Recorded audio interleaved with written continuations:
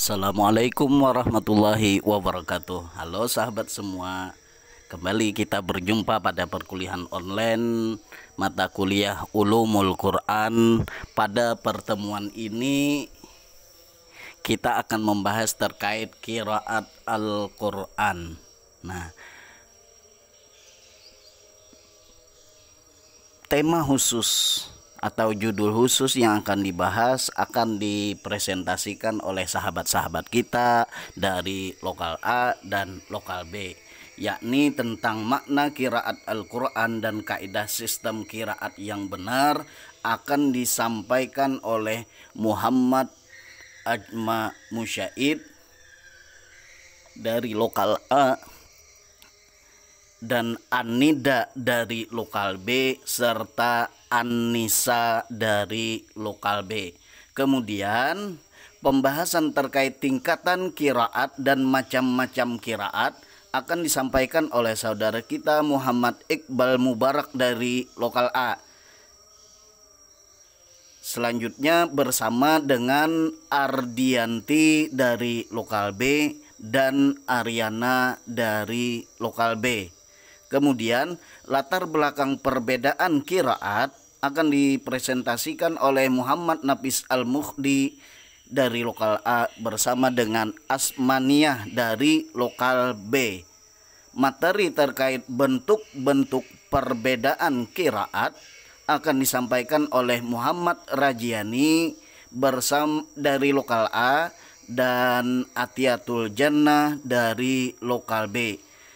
Materi terakhir tentang qiraat Al-Quran adalah urgensi mempelajari ilmu qiraat yang akan dipresentasikan oleh Muhammad Riyandi Pauzana bersama dengan Aulia Sapitri. Selamat menyaksikan cuplikan presentasi kawan-kawan dari lokal A dan lokal B terkait qiraat Al-Quran. Selamat menyaksikan. Assalamualaikum warahmatullahi wabarakatuh. Alhamdulillahirrabbilalamin. Wassalatu wassalamu ala asrafil anbiya'i wal mursalin Sayyidina wa maulana Muhammadin wa ala alihi wa ashabihi ajma'in. Amma ba'du. Oke, untuk memenuhi tugas yang diberikan kepada saya, kali ini saya akan mempresentasikan tentang makna qiraat Al-Quran dan kaidah sistem qiraat yang benar. Sebelum memasuki sesi presentasi, alangkah baiknya saya memperkenalkan diri terlebih dahulu. Perkenalkan, nama saya Muhammad Ajma Musyaid dari program studi Pendidikan Agama Islam Lokal A semester 2. Ya, kita masuk dalam sesi presentasi. Saya akan menyampaikan latar belakang terlebih dahulu. Bangsa Arab merupakan komunitas dari berbagai suku yang tersebar di sepanjang Jazirah Arab, sehingga mempunyai dialek atau lahjah yang berbeda dengan suku-suku lainnya. Perbedaan dialek tersebut tentunya sesuai dengan letak geografi dan sosial kultural dari masing-masing suku. Penyebab utamanya adalah karena pekerjaan orang-orang Quraisy adalah berdagang, sehingga mereka banyak bergaul dengan warga yang melakukan ibadah haji. Berarti, secara tidak langsung orang-orang Quraisy mengambil sebagian dialek dan bahasa dari pendatang di Quraisy. Dengan adanya perbedaan dialek atau lahjah itu membawa konsekuensi lahirnya bermacam-macam bacaan atau qiraat dalam melafazkan ayat-ayat Al-Quran, sehingga dapat dipahami alasan Allah Subhanahu wa Ta'ala menurunkan Al-Quran dengan menggunakan bahasa Quraisy atau bahasa yang mudah dipahami oleh seluruh orang Arab, dengan maksud untuk mempermudah mereka dalam memahaminya. Nah, kita masuk dalam pembahasannya. Dari pengertian qiraat Al-Quran.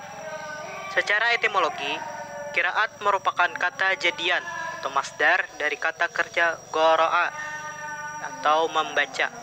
Makna asalnya juga mempunyai arti mengumpulkan dan menghimpun. Artinya, menghimpun huruf-huruf dan kata-kata satu dengan yang lain dalam suatu ucapan yang tersusun rapi.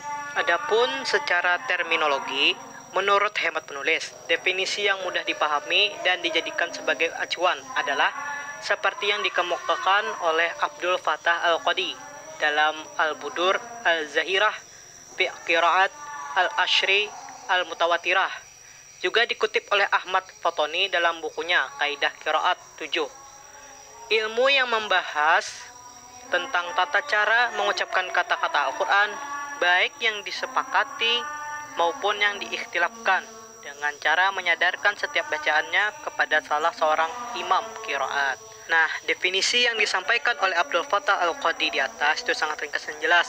Alasannya mencakup satu hal pokok ilmu qiraat, yaitu mencakup pentingnya sanad yang mutawatir sampai kepada Nabi Shallallahu Alaihi Wasallam sebagai syarat diterimanya qiraat.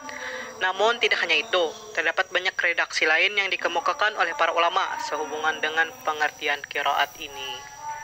Dan Al-Quran, qiraat itu adalah perbedaan lafaz-lafaz Al-Quran, baik menyangkut huruf-hurufnya maupun cara pengucapan huruf-huruf tersebut, seperti takhfif, taskil, dan lain-lainnya. Nah, pengertian qiraat yang dikemukakan oleh Al-Zarkasi di atas hanya terbatas pada lafal-lafal Al-Quran yang memiliki perbedaan dalam lingkup yang lebih luas, yang mencakup pula lafal-lafal Al-Quran yang tidak memiliki perbedaan qiraat.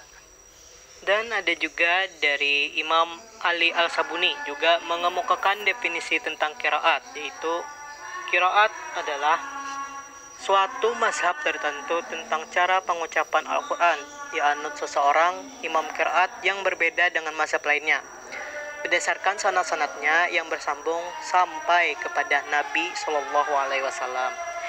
Nah, definisi yang dikemukakan oleh Ali Al-Sabuni di atas senada dengan pendapat Mana Al-Qattan dalam Mahabis fi Ulum Al-Quran.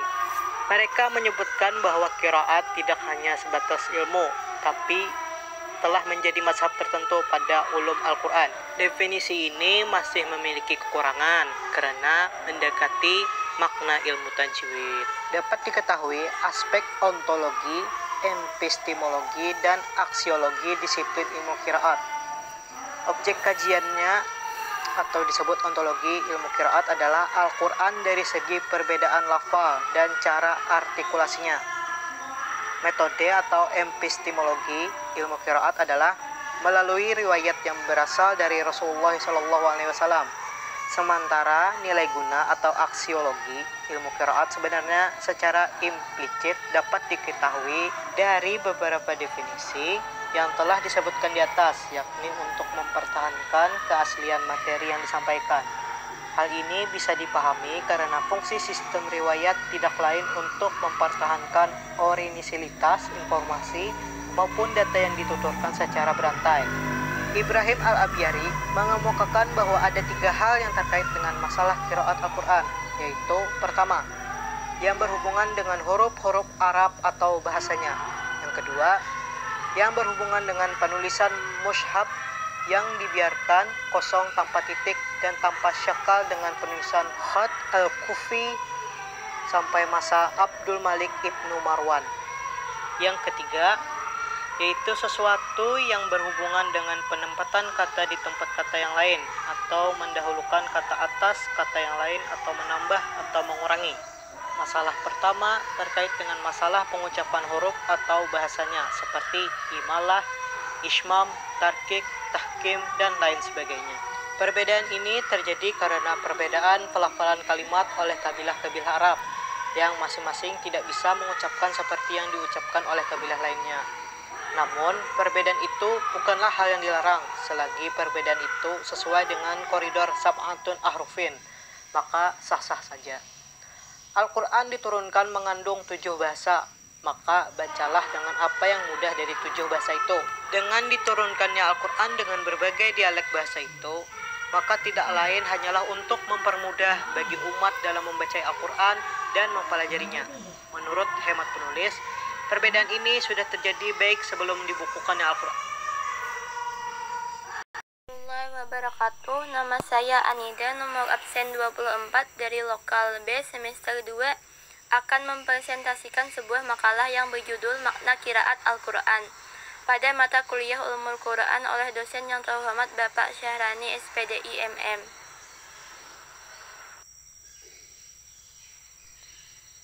Assalamualaikum warahmatullahi wabarakatuh. Di sini saya akan menjabarkan beberapa poin penting makna qiraat Al-Quran dari latar belakang, akan mempresentasikan masalah dan makalah yang berjudul makna qiraat Al-Quran. Yang pertama, latar belakang qiraat Al-Quran. Yang terhormat Bapak Syahrani Al-Quran sebagai petunjuk untuk umat manusia selalu dikaji sejak zaman klasik sampai modern sekarang ini dalam berbagai aspeknya, mulai dari aspek sejarah turun. Di sini saya akan menjabarkan beberapa poin penting makna qiraat Al-Quran dari latar belakang, rumusan masalah, dan tujuan rumusan masalah ini. Yang pertama, latar belakang qiraat Al-Quran. Al-Quran sebagai petunjuk untuk umat manusia selalu dikaji sejak zaman klasik sampai modern sekarang ini dalam berbagai aspeknya, mulai dari aspek sejarah turunnya, sejarah pembukuannya, penafsirannya, aspek kandungan maknanya, aspek gramatikanya, sampai pada aspek cara membaca qiraat.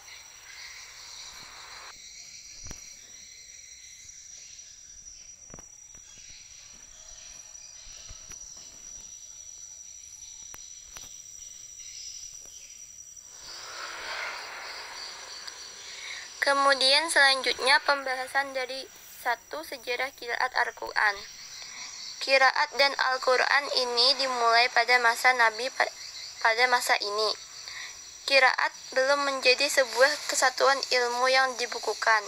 Akan tetapi substansi qiraat itu telah ada mengiringi Al-Quran itu diturunkan. Ada beberapa hadis yang menyiratkan kapan qiraat itu muncul, yaitu pertama, Imam Muslim dalam sanadnya sendiri meriwayatkan dari Ubay bin Ka'ab bahwa Nabi berada di sumber air Bani Gripar.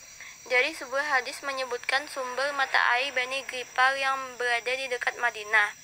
Berarti awal munculnya qiraat yaitu ketika Nabi sesudah hijrah ke Madinah, yang sudah menjemuk masyarakatnya dengan perbedaan berbagai dialek. Juga hadis yang sangat panjang dari Umar bin Khattab yang mendapati Hisham bin Hukaim saat membaca surah Al-Furqan, di mana antara bacaan Umar dan Hisham terdapat perbedaan.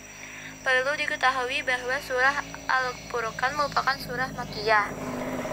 Nah, berarti dapat disimpulkan sementara bahwa awal munculnya qiraat yaitu sejak Nabi masih di Mekah, dari Makkiyah itu.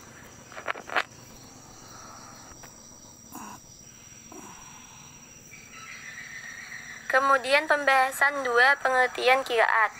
Secara etimologi, lafal al-qiraat merupakan bentuk jamak dari lafal qara'a dan lafal qaraatun yang adalah bentuk masdar dari qara'a yang artinya bacaan.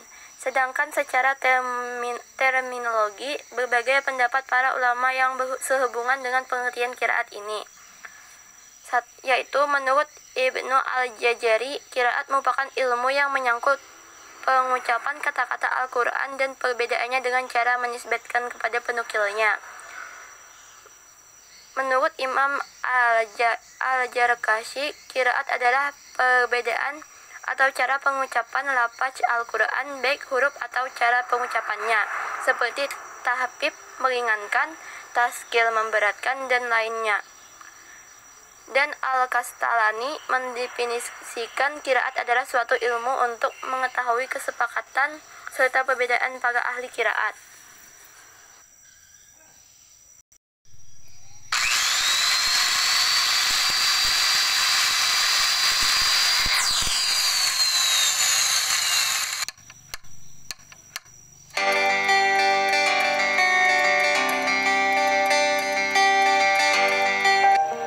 Assalamualaikum warahmatullahi wabarakatuh.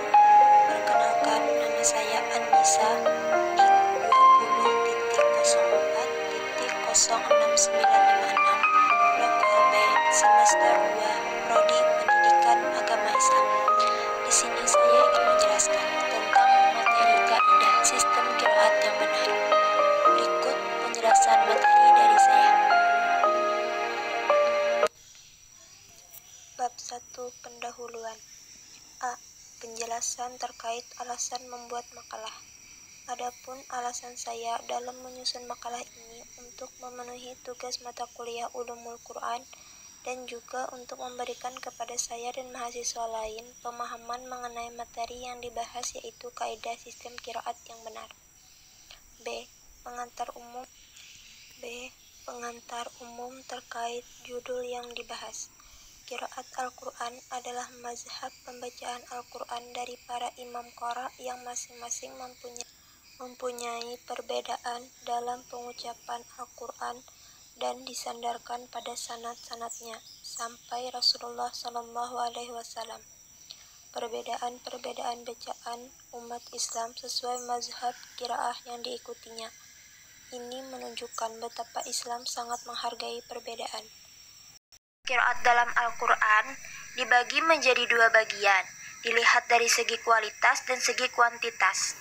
Macam-macam qiraat dilihat dari segi kuantitas terbagi menjadi 3 bagian lagi, yaitu qiraah sab'ah atau qiraat 7, qiraat asyrah atau qiraat 10, dan qiraat arba'an asyrah atau qiraat 14.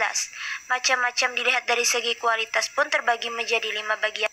Macam-macam qiraat dilihat dari segi kualitas terbagi menjadi 5, yaitu 1. Qiraat mutawatir, yakni yang disampaikan sekelompok orang mulai dari awal sampai akhir sanad yang tidak mungkin bersepakat untuk membuat dusta. Umumnya qiraat yang ada masuk dalam bagian ini. 2. Qiraat masyhur, yakni qiraat yang memiliki sanad sahih yang kaidah bahasa Arab dan tulisan Mushaf Utsmani. 3. Qiraat ahad, yakni yang memiliki sanad sahih tetapi menyalahi tulisan Mushaf Utsmani dan kaidah bahasa Arab. 4. Qiraat syadz, menyimpang, yakni qiraat yang sanadnya tidak sahih. 5. Qiraat maudu atau palsu seperti qiraat Al-Khazani. 6.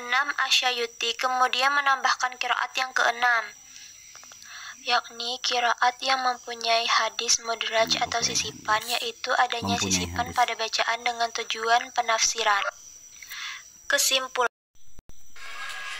Assalamualaikum warahmatullahi wabarakatuh. Nama saya Malik Mubarak. Ini saya akan mempresentasikan hasil makalah saya yang berjudul tingkatan-tingkatan dan macam-macam qiraat.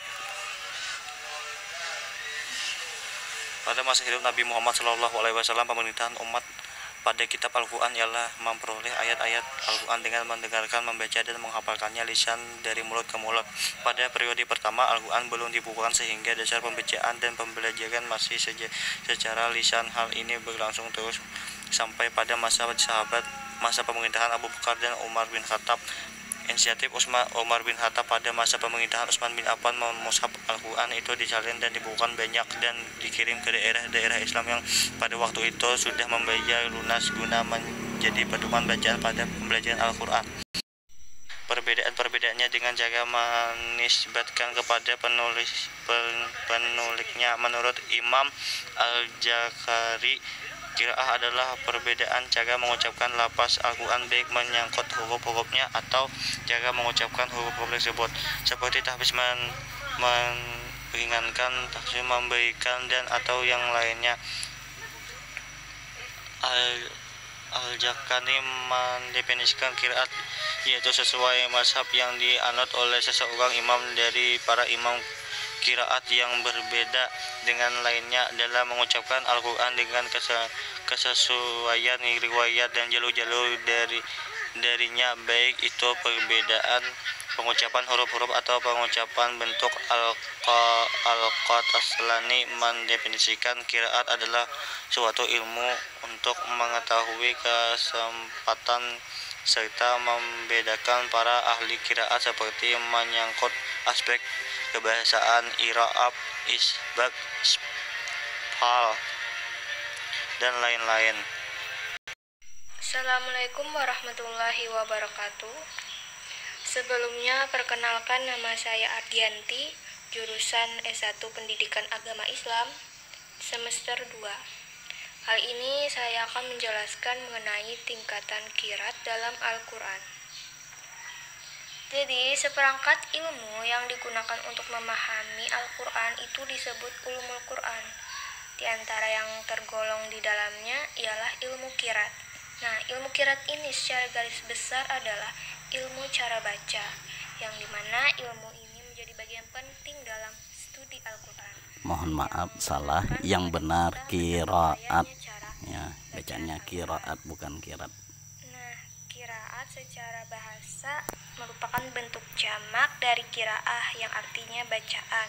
Sedangkan menurut istilah bahwa kiraat itu merupakan metode atau cara baca lafaz atau kalimat di dalam Al-Quran dari berbagai macam segi riwayat sebagaimana yang telah diriwayatkan langsung dari Rasulullah SAW.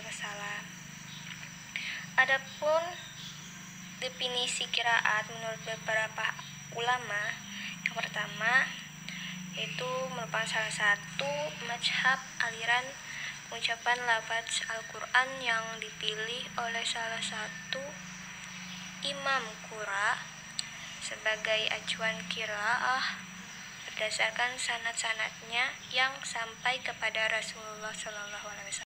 Assalamualaikum warahmatullahi wabarakatuh.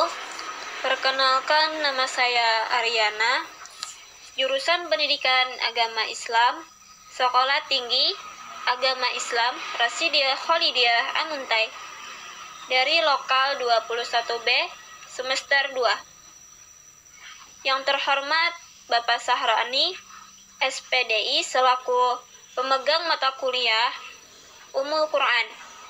Baiklah, di sini saya akan menjelaskan materi yang berhubungan dengan macam-macam qiraat yang dimulai dari pengertiannya. Pengertian qiraat. Kata qiraat adalah jamak dari kata qiraah yang berarti bacaan, dan ia adalah masdar dari qara. Al-Suyuti qiraat itu ada 6, yaitu qiraat mutawatir, yaitu qiraat yang diriwayatkan oleh sejumlah besar perawi yang tidak mungkin mereka bersepakat untuk berdusta. 2. Qiraat masyhur, yaitu qiraat yang sahih sanadnya, di mana perawi adil dan dabit.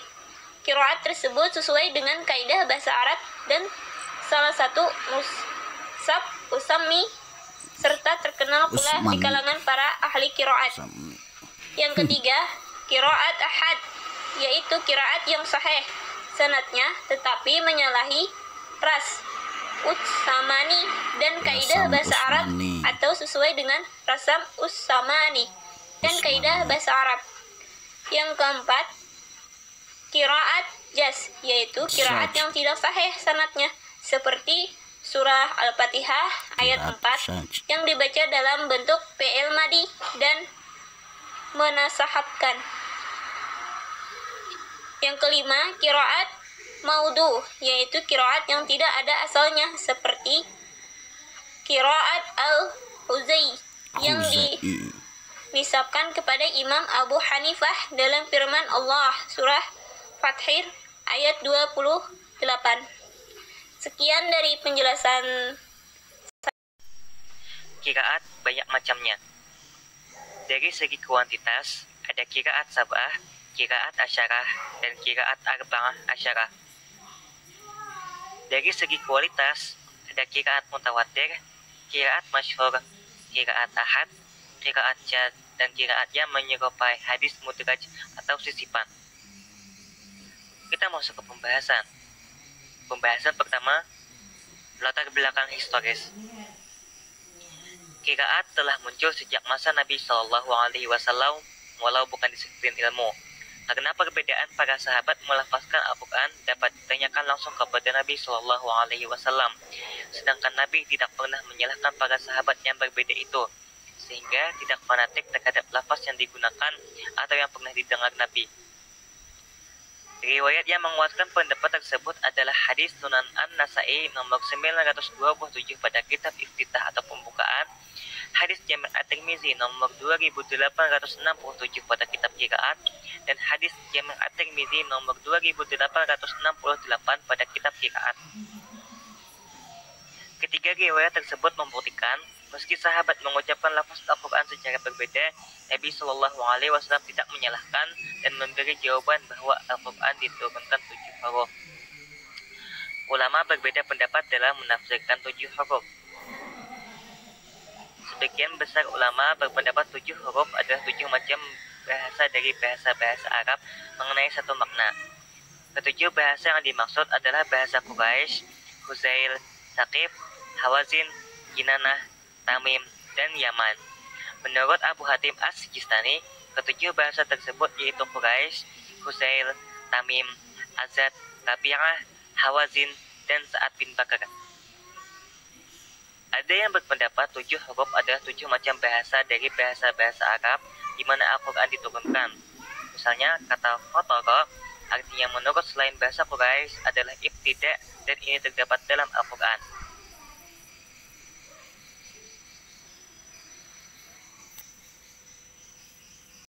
Latar belakang perbedaan qiraat. Makalah ini disusun untuk memenuhi tugas mata kuliah Ulumul Quran yang disusun oleh nama Asmaniyah, nomor induk mahasiswa 2004069959 dengan Bapak dosen pengampu Bapak Syahrani SPDI MM.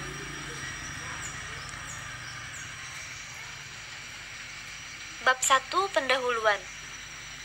A. Identifikasi masalah. Sepertinya perbedaan qiraat Al-Quran cukup berpengaruh terhadap makna ayat, baik maknanya dari segi lafal atau bentuk kata itu sendiri, maupun dari segi struktur di mana lafal itu berada di antara susunan lafal dalam suatu ayat. Seperti disebutkan bahwa perbedaan qiraat bisa dilihat dari berbagai disiplin ilmu pengetahuan bahasa Arab, seperti ilmu al-lughah, fikih al-lughah, ilmu al-qawaid, ilmu ad-dilalah, dan ilmu al-bulaghah.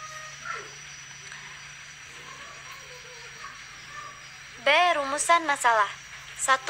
Mengapa ditemukan adanya perbedaan qiraat? 2. Apa saja faktor perbedaan qiraat?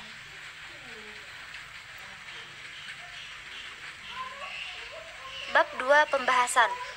Dalam makalah ini akan dibahas beberapa poin, yaitu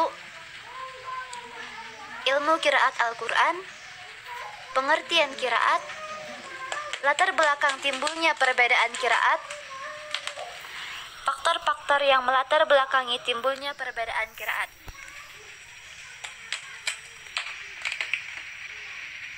Wilayah Islam dan menyebarnya para sahabat dan tabi'in yang mengajarkan Al-Quran di berbagai kota menyebabkan timbulnya berbagai qiraah. Perbedaan antara satu qiraah dan lainnya bertambah besar pula, sehingga sebagian riwayatnya tidak bisa lagi dipertanggungjawabkan.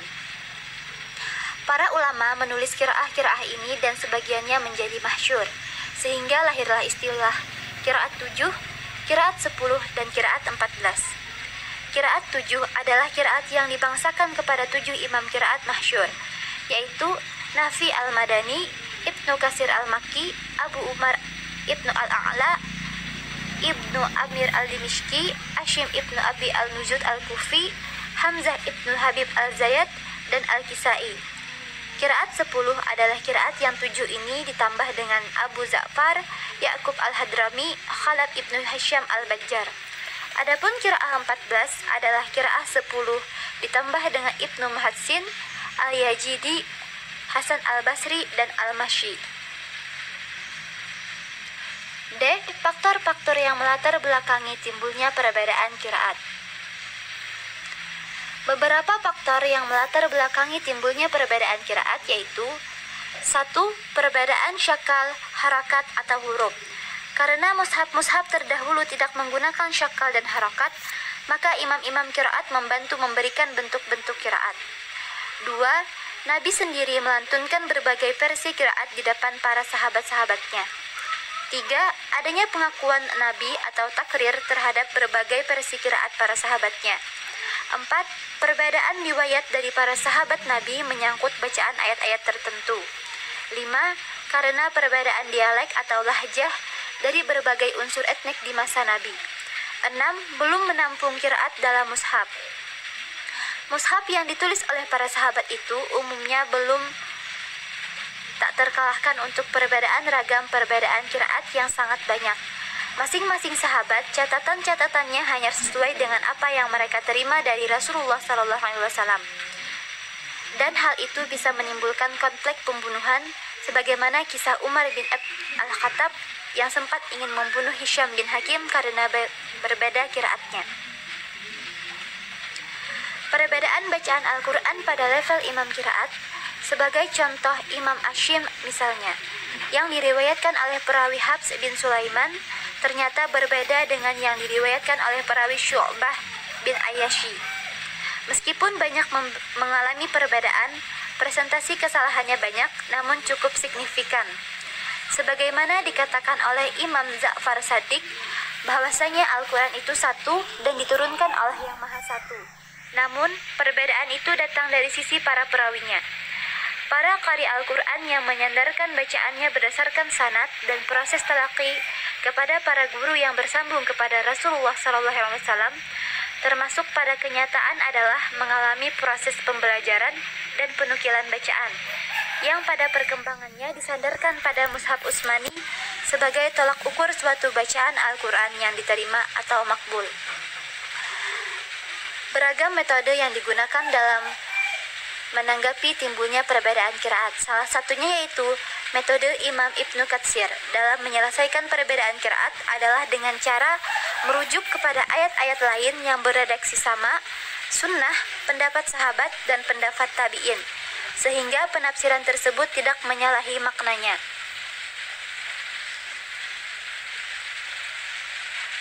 Bab 3 penutup, yaitu kesimpulan.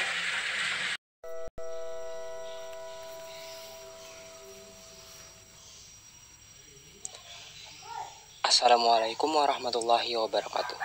Perkenalkan, nama saya Muhammad Tarjani dari Lokal A Pendidikan Agama Islam.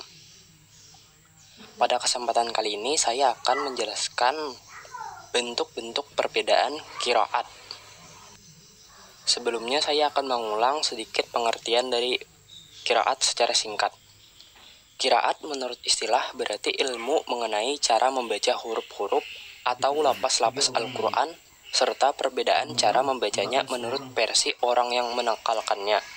Qiraat ini bersambung sanadnya sampai kepada Rasulullah SAW. Dengan demikian, qiraat hanya membicarakan perbedaan bacaan pada sebagian lapas-lapas atau huruf-huruf Al-Quran, bukan seluruh lapas Al-Quran.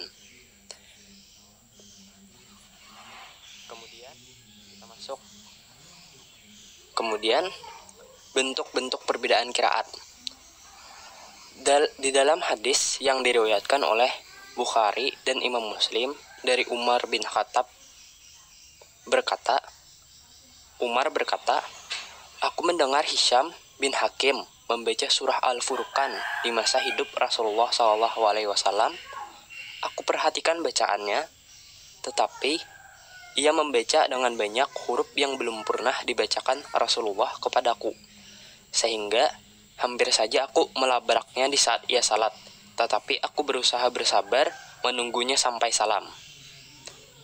Begitu selesai salam, aku menarik selendang Hisham dan bertanya, 'Siapakah yang membaca surah itu kepadamu?' Lalu Hisham bin Hakim menjawab, 'Rasulullah yang membacakannya kepadaku.' Lalu aku mengatakan kepadanya, 'Umar berkata kepada Hisham, engkau berdusta.' 'Demi Allah,' kata Hisham, 'Rasulullah telah membacakan kepadaku surat yang aku dengar tadi engkau baca.' Kemudian aku bawa dia menghadap Rasulullah SAW dan aku ceritakan kepadanya, 'Wahai Rasulullah SAW, aku telah mendengar orang ini membaca surah Al-Furqan dengan huruf-huruf yang tidak pernah engkau bacakan kepadaku,' ujar Umar. Maka Rasulullah SAW pun berkata, 'Lepaskan dia, wahai Umar. Bacalah surat tadi, wahai Hisham.' Kemudian Hisham pun membaca surah tadi dengan bacaan yang seperti Umar dengar. Maka Rasulullah SAW berkata, Begitulah surat itu diturunkan. Kemudian Rasulullah berkata, 'Sesungguhnya Al-Quran itu diturunkan dengan 7 huruf, maka bacalah dengan huruf yang mudah bagimu di antaranya. Para ulama berbeda pendapat dalam menafsirkan 7 huruf ini dengan perbedaan yang bermacam-macam. Di antaranya, 1. Sebagian besar ulama berpendapat bahwa yang dimaksud dengan 7 huruf ini adalah 7 macam bahasa dari bahasa-bahasa Arab. Ketujuh lapas tersebut yang dimaksud adalah bahasa Quraisy, Huzail, Sakib, Hawazin, Kinanah, Tamim, dan Yaman. Sedangkan menurut Abu Hatim al-Sijitani, ketujuh bahasa tersebut yaitu Quraisy, Al-Huzain, Tamim, Azad, Rabi'ah, Hawazin, dan Sa'ad bin Bakar. Assalamualaikum warahmatullahi wabarakatuh. Perkenalkan, saya Atiyatul Jannah dari jurusan Pendidikan Agama Islam Sekolah Tinggi Agama Islam Rasyidiyah Khalidiyah Amuntai. Saya akan mempresentasikan materi tentang bentuk-bentuk perbedaan qiraat. Al-Quran merupakan sumber hukum Islam yang pertama.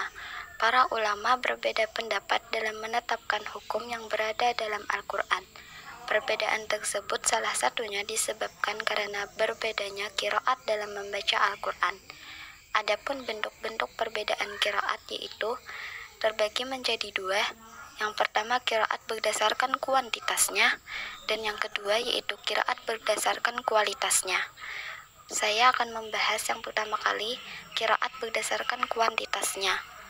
Secara kuantitas, qiraat terbagi menjadi 3 bagian yang terkenal, diantaranya qiraat sab'ah, qiraat asyarah, dan qiraat arba'ah asyarah. 1. Qiraat sab'ah atau qiraat 7.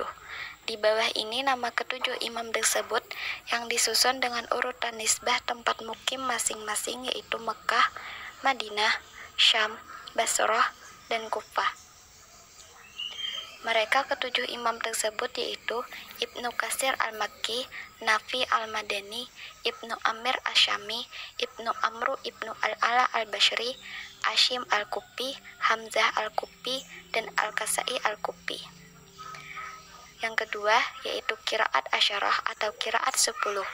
Qiraat yang diriwayatkan oleh 7 imam qiraat di atas yaitu qiraat sab'ah, ditambah lagi 3 imam yaitu Abu Ja'far al-Madani, Ya'qub al-Basri, dan Khalaq. Selanjutnya yaitu qiraat arba'ata asyarah atau qiraat 14. Qiraat yang diriwayatkan oleh 10 imam di atas yaitu qiraat asyarah, ditambah lagi 4 imam yaitu Al-Hasan al-Basri, Ibnu Muhaisin, Yahya Ibnu al-Mubarak al-Yazidi an-Nahwi, dan Abu al-Faraj. Adapun bentuk perbedaan qiraat yang kedua yaitu qiraat berdasarkan kualitasnya.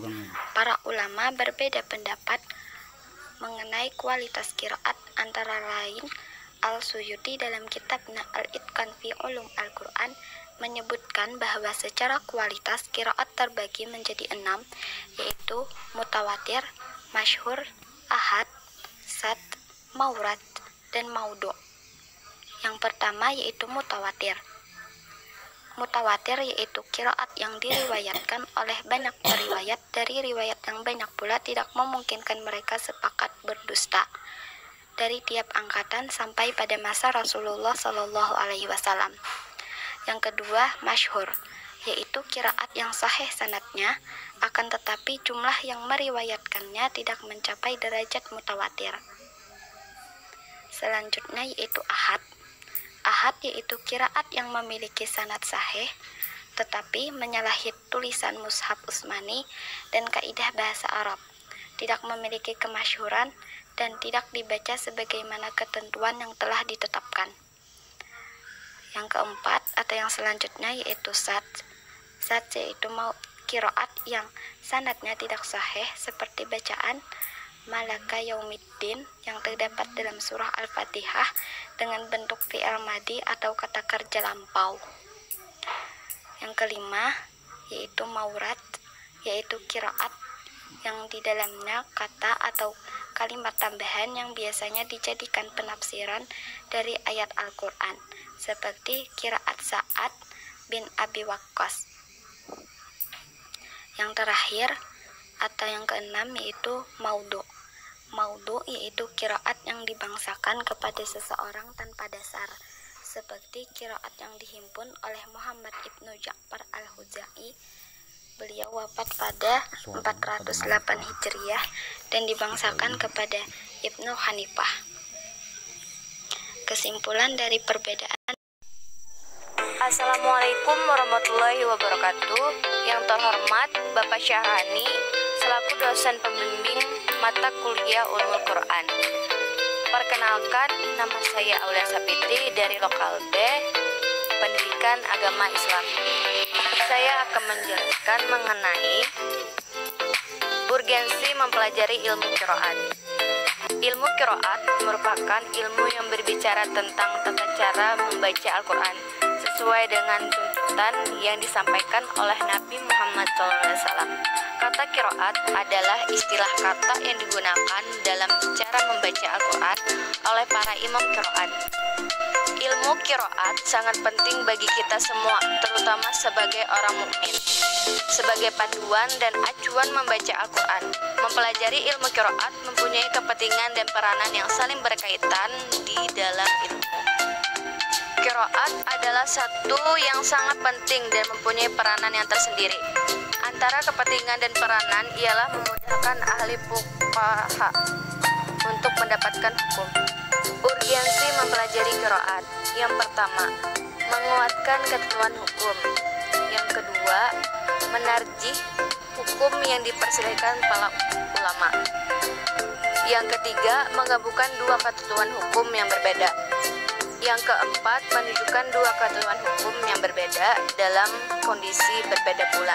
Yang kelima, dapat memberikan penjelasan terhadap suatu kata di dalam Al-Quran yang mungkin sulit dipahami maknanya. Yang diperselisihkan para ulama, misalnya dalam surah Al-Maidah disebutkan bahwa qiraat sumpah adalah berupa memerdekakan abid. Tambahan kata mukminatin berfungsi menarjih pendapat para ulama, antara lain Asy-Syafi'i yang mewajibkan memerdekakan budak mukmin bagi orang yang melanggar sumpah. Memahami qiraat dalam Al-Quran abstrak oleh muslimin. Qiraat adalah ilmu tentang tata cara untuk memenuhi kalimat-kalimat Al-Quran dan perbedaan menurut asal orangnya. Sedangkan mu'ri adalah orang yang ahli dalam qiraat yang meriwayatkan dengan berdialog. Seorang ahli qiraat dan hafal Al-Quran, dia bukan dinamakan mu'ri jika belum berdialog secara berrangkaian. Karena di dalam qiraat terdapat banyak hal yang tidak boleh diterapkan hukumnya tanpa disertai penyimakan dan berdialog. Kita memaknai kembali qiraat Al-Quran. Al-Quran adalah kitab suci umat Islam yang merupakan salah satu sumber hukum Islam yang pertama. Sejak awal sampai akhir turunnya, seluruh ayatnya ditulis dan dikomunikasikan oleh para juru tulis wahyu yang ditujukan oleh Nabi. Namun satu hal yang unik bahwa Al-Quran pada masa itu belum dibukukan dalam satu mushaf. Ide pembukuan ini baru muncul pada masa Khalifah Abu Bakar atas syaran dan usul Umar bin Khattab. Proses pembukuan tersebut berlanjut sampai pada masa Khalifah Utsman, yang kemudian pada waktu terjadi saling menyalahkan antara kaum muslimin tentang membaca qiraat Al-Quran. Kemudian mengirim mazhab-mazhab tersebut ke berbagai daerah untuk dijadikan sebagai bahan rujukan bagi kaum muslimin. Sementara mazhab-mazhab lain yang berbeda pada saat itu diperintahkan untuk dibakar. Al-Quran juga tidak terlepas dari aspek qiraat, karena pengertian Al-Quran itu sendiri secara bahasa mengandung arti bacaan atau yang dibaca. Qiraat tersebut disampaikan dan diajarkan oleh Nabi pada masa sahabat. Jadi, ilmu qiraat termasuk salah satu disiplin ilmu yang sangat penting untuk mempelajari dan salah satu elemen penting dalam memahami Al-Quran. karena dikhususkan ini berpengaruh dalam beberapa disiplin ilmu untuk seperti linguistik, tauhid, fikih, tafsir, nahwu, shorof, dan disiplin ilmu lainnya. Ketika berbagai disiplin ilmu mulai dikodifikasikan, tidak terkecuali dengan ilmu qiraat, Abu Ubaid Al-Qasim ilmu salam mengetahui cara pengucapan lafaz-lafaz Al-Quran, baik yang disepakati maupun diistighfar untuk para ahli qiraat, seperti hasf membuang huruf, isbat menetapkan huruf, tahrik memberikan harakat, wasf menyambung huruf, dan ibdal mengganti huruf atau lafaz tertentu. Demikian dari saya. Terima kasih. Assalamualaikum wabarakatuh. Demikianlah cuplikan dari presentasi kawan-kawan terkait pembahasan qiraat Al-Quran. Mari kita lanjutkan diskusi pada kolom komentar di bawah.